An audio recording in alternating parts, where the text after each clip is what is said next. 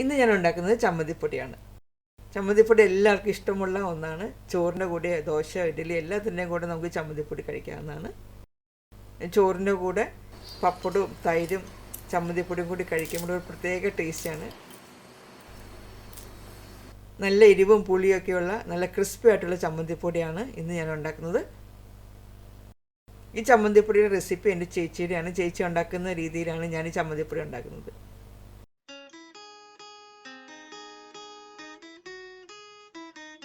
ചമ്മന്തിപ്പൊടി ഉണ്ടാക്കാനായിട്ട് ഞാനിവിടെ 425 ഗ്രാം തേങ്ങാപ്പീരയാണ് എടുത്തിട്ടുള്ളത്. ഒരു 5.5 കപ്പ് തേങ്ങാപ്പീര ഉണ്ട്. ഇനി നമുക്ക് എരിവിന് ആവശ്യമുള്ള ഉണക്കമുളക് ചേർക്കണം. ഞാനിപ്പോൾ ഇവിടെ ചെറിയ ഉണക്കമുളകാണ് ചേർത്തിരിക്കുന്നത്. അപ്പോൾ അതുകൊണ്ട് കുറച്ചധികം ഉണക്കമുളക് ചേർത്തിട്ടുണ്ട്. വലിയ നീളമുള്ള ഉണക്കമുളകാണെങ്കിൽ 25 ചേർത്താൽ മതി. ഇനി തേങ്ങയിലേക്ക് ചേർക്കുന്നത് ചെറിയുള്ളി അല്ലെങ്കിൽ ചുവന്നുള്ളിയാണ്. ചുവന്നുള്ളി തൊലിയെല്ലാം കളഞ്ഞിട്ടുള്ള അളവ് 100 ഗ്രാമാണ്. അപ്പോൾ 100 ഗ്രാം ചുവന്നുള്ളി ചെറുതായിട്ടൊന്ന് കട്ട് ചെയ്തിട്ട് എടുക്കണം. ഈ അരിഞ്ഞെടുത്ത ചുവന്നുള്ളി തേങ്ങയിലേക്ക് ചേർക്കാം. ഇനി വേണ്ടത് വെളുത്തുള്ളിയാണ്. വെളുത്തുള്ളിയുടെ അല്ലി ഒരു 4 അല്ലെങ്കിൽ 5 വലിയ വെളുത്തുള്ളി എടുക്കാം. വെളുത്തുള്ളി ഇതേപോലെ തന്നെ കട്ട് ചെയ്ത് തേങ്ങയിലേക്ക് ചേർക്കണം. ഇഞ്ചി ഒരു ചെറിയ കഷ്ണം, ഏകദേശം ഒരു 50 ഗ്രാം എടുത്തിട്ടുണ്ട്. അത് ചെറുതായിട്ട് കട്ട് ചെയ്തിട്ട് തേങ്ങയിലേക്ക് ചേർക്കാം. കറിവേപ്പില 10-12 തണ്ട് എടുത്തിട്ടുണ്ട്. ഇപ്പോൾ കടയിൽ നിന്ന് വാങ്ങിക്കുന്ന തേങ്ങാപ്പീര ചിലപ്പോഴൊക്കെ നമുക്ക് തേങ്ങ ചിരണ്ടി കിട്ടുമ്പോൾ ഒത്തിരി നീളത്തിലൊക്കെയുള്ള തേങ്ങാപ്പീര ആയിരിക്കും. അപ്പോൾ ഒത്തിരി നീളത്തിലുള്ള തേങ്ങാപ്പീര ആണെങ്കിൽ നമ്മൾ അതിനെ ഒന്ന് മിക്സിയിലിട്ട് ജസ്റ്റ് ഒന്ന് കറക്കിയെടുക്കുക. ഒരു സെക്കൻഡൊക്കെ ഒന്ന് 1-2 സെക്കൻഡ് ഒന്ന് കറക്കിയെടുക്കുമ്പോൾ നമുക്കത് ചെറിയ ചെറിയ തേങ്ങാപ്പീരയായിട്ട് കിട്ടും. കറിവേപ്പിലയുടെ ഇല മാത്രം തേങ്ങയിലേക്ക് ചേർക്കാം.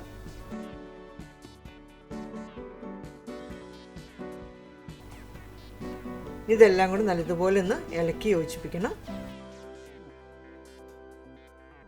അപ്പോൾ ഇതെല്ലാം നല്ലതുപോലെ ഒന്ന് യോജിപ്പിച്ച ശേഷം ഒരു 10 മിനിറ്റ് വയ്ക്കുക. ഇനി തേങ്ങ വറുത്തെടുക്കാം.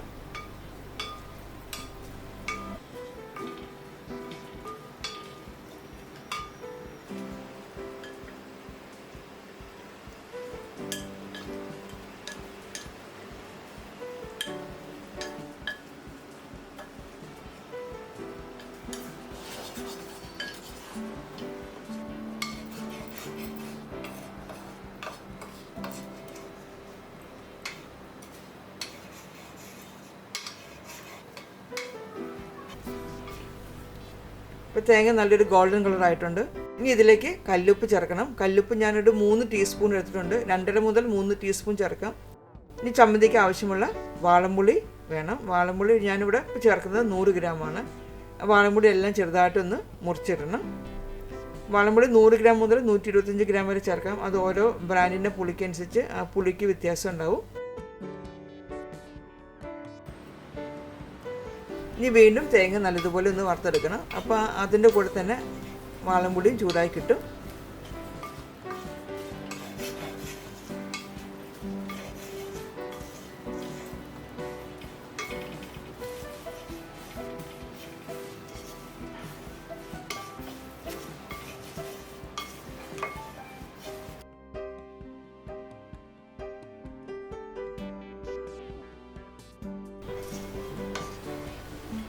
ഇപ്പോൾ തേങ്ങയെല്ലാം വറുത്ത് നല്ലൊരു കളറായിട്ടുണ്ട്. ഇനി തീ ഓഫ് ചെയ്തിട്ട് ഉരുളി അടുപ്പത്തു നിന്ന് മാറ്റി വയ്ക്കാം.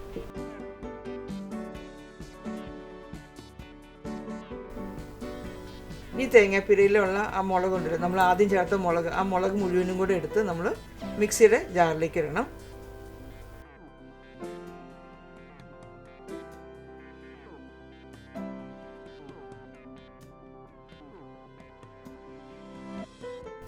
ഇപ്പോൾ ഞാനങ്ങനെ മുളകെല്ലാം മിക്സിയുടെ ജാറിലേക്ക് ഇട്ടിട്ടുണ്ട്. ഇനി ഈ മുളക് ഒന്ന് പൊടിച്ചെടുക്കണം. പൊടിച്ചെടുത്ത മുളക് ഒരു ബൗളിലേക്ക് ആക്കി വയ്ക്കാം. ഈ മുളകാണ് നമ്മൾ ഇനി ചമ്മന്തിപ്പൊടിയിലേക്ക് ചേർക്കുന്നത്. ഈ മുളക് പൊടി മുഴുവനും ചമ്മന്തിപ്പൊടിയിലേക്ക് ചേർക്കേണ്ട ആവശ്യമില്ല. നമ്മുടെ എരിവിനനുസരിച്ച് മാത്രം ചേർത്താൽ മതി. നമ്മൾ വറുത്ത് വെച്ച തേങ്ങയും എല്ലാ സാധനങ്ങളും ഈ മിക്സിയുടെ ജാറിലേക്ക് ഇടാം.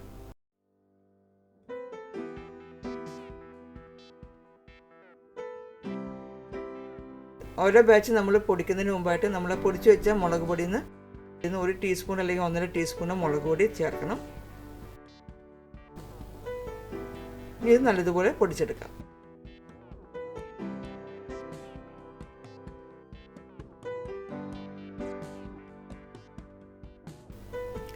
ഇനി അടുത്ത ബാച്ച് ഇതേപോലെ തന്നെ നമ്മൾ തേങ്ങയിട്ട് പൊടിച്ചെടുക്കുമ്പോൾ ആവശ്യത്തിനുള്ള മുളക് പൊടി ചേർത്തിട്ട് വേണം പൊടിച്ചെടുക്കാനായിട്ട്.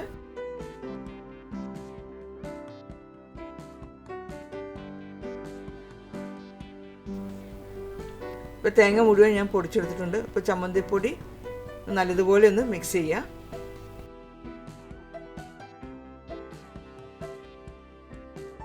ഈ ചമ്മന്തിപ്പൊടി ഒന്ന് ടേസ്റ്റ് ചെയ്ത് നോക്കുക. എരിവോ പുളിയോ ഉപ്പോ എന്തെങ്കിലും ആവശ്യമുണ്ടെങ്കിൽ നമ്മൾ കുറച്ച് ചമ്മന്തിപ്പൊടി, ഒരു വലിയ സ്പൂൺ ചമ്മന്തിപ്പൊടി മിക്സിയിൽ ജാറിലേക്ക് ഇട്ടിട്ട് നമുക്ക് എന്താണ് വേണ്ടത്, പുളിയാണോ ഉപ്പാണോ അല്ലെങ്കിൽ മുളക് പൊടിയാണോ വേണ്ടതെന്ന് വെച്ചാൽ അത് ഇട്ടിട്ട് മിക്സിയിലിട്ടൊന്ന് നല്ലതുപോലെ പൊടിച്ചെടുക്കണം. എന്നിട്ട് അത് ബാക്കിയുള്ള ചമ്മന്തിപ്പൊടിയിലേക്ക് ചേർത്ത് നല്ലതുപോലെ മിക്സ് ചെയ്യണം.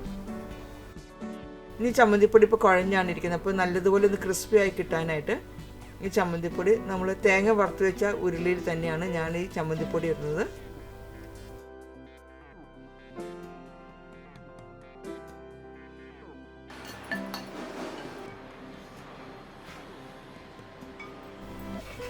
ചെറിയ തീയിൽ വെച്ച് ഈ ചമ്മന്തിപ്പൊടി നല്ലതുപോലെ ഒന്ന് ചൂടാക്കി എടുക്കണം.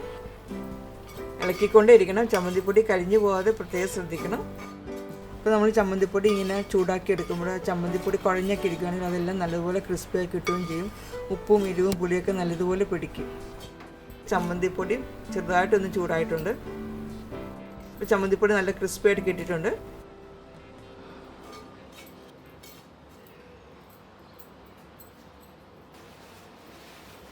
ഇനി തീ ഓഫ് ചെയ്തിട്ട് ഉരുളിയെടുത്ത് അടുപ്പത്തുനിന്ന് മാറ്റി വയ്ക്കണം.